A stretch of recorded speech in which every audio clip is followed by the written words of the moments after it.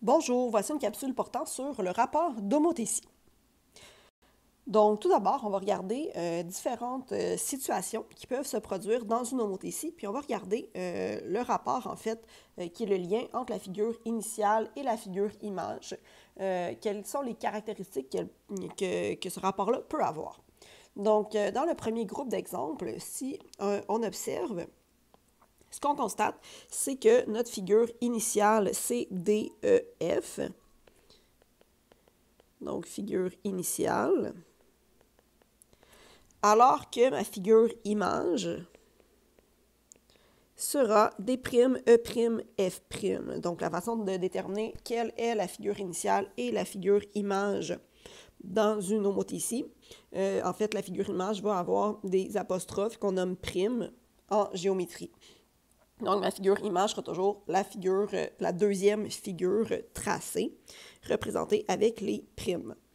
Donc, ici, ce que je constate, en fait, c'est que ma figure image, elle est plus grande que ma figure initiale. Donc, à partir de ma figure initiale, j'ai mon centre d'homothétie et la distance entre O et D, bien, la distance pour la figure image, OD', elle est plus grande. Donc, ma figure image est plus loin du centre d'homothétie que ma figure initiale.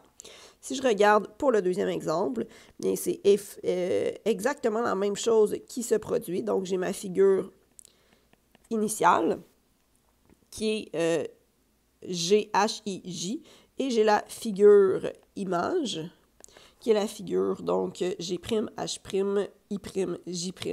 Et encore une fois, on voit que notre figure image, elle est plus éloignée du centre d'homothétie que la figure initiale. Donc, dans le groupe 1, on peut constater que la figure image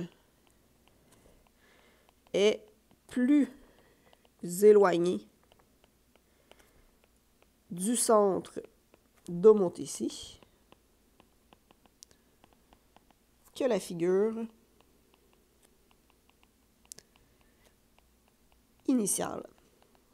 Donc ça, ce que ça signifie, c'est que le rapport d'homothétie qu'on représente par la lettre K, donc ça c'est un K en lettres attachées, il va falloir que ce rapport-là soit plus grand que 1, parce que si je prends une distance entre le centre d'homothétie et une figure, bien par la suite, si je veux que ma figure image soit plus loin, mais il faudrait que cette mesure-là, je la multiplie par un nombre plus grand que 1. Dans le deuxième exemple, donc si on observe encore une fois, bien dans ce cas-ci, donc KML, ce sera ma figure initiale. Et K'M', G' sera ma figure image. Donc, dans ce cas-ci, ma figure image, elle est plus proche du centre d'homothétie que la figure initiale. Donc, la figure image, elle est plus petite.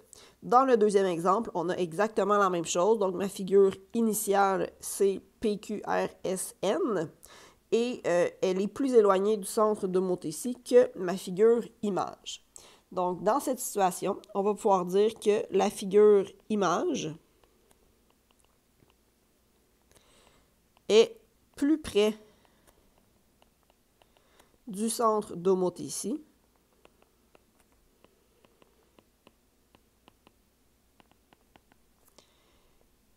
que la figure initiale. Ce qu'on constate aussi, bien évidemment, c'est que la figure image, elle est plus petite que la figure initiale. Et à ce moment-là, c'est un petit peu différent comment on va l'écrire. Mais pour que ça se produise, il faut que mon rapport d'homothétie soit une fraction qui est entre 0 et 1. Donc, la façon de l'écrire, bien, il faut que mon rapport soit plus grand que 0. Donc, on lit un peu à l'envers. Je vais partir du K. Donc, K est plus grand que 0. Mais on veut aussi qu'il soit plus petit que 1. Donc, je vais écrire les deux informations de cette façon-là. Sinon, on peut l'écrire en mots, dire que le rapport d'homothétie doit être entre 0 et 1 exclusivement. Donc, ça ne peut pas être 0, ça ne peut pas être 1 non plus. Pour la troisième situation, bien, ce que je constate, c'est qu'à chacun des sommets, j'ai la figure initiale et la figure image, et ce, dans les deux exemples. Donc, dans ce cas-ci, ma figure image, elle est au même endroit que la figure initiale.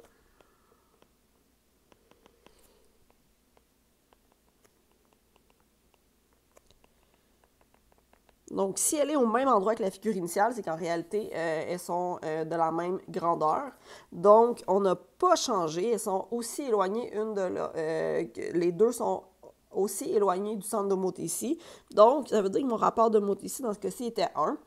C'est une situation qu'on ne voit pas super souvent parce que c'est très peu intéressant. Donc, finalement, si on résume ici, en observant, on voit que dans la première situation, notre figure initiale, elle est plus près du zéro que la figure du centre d'homothétie que la figure image.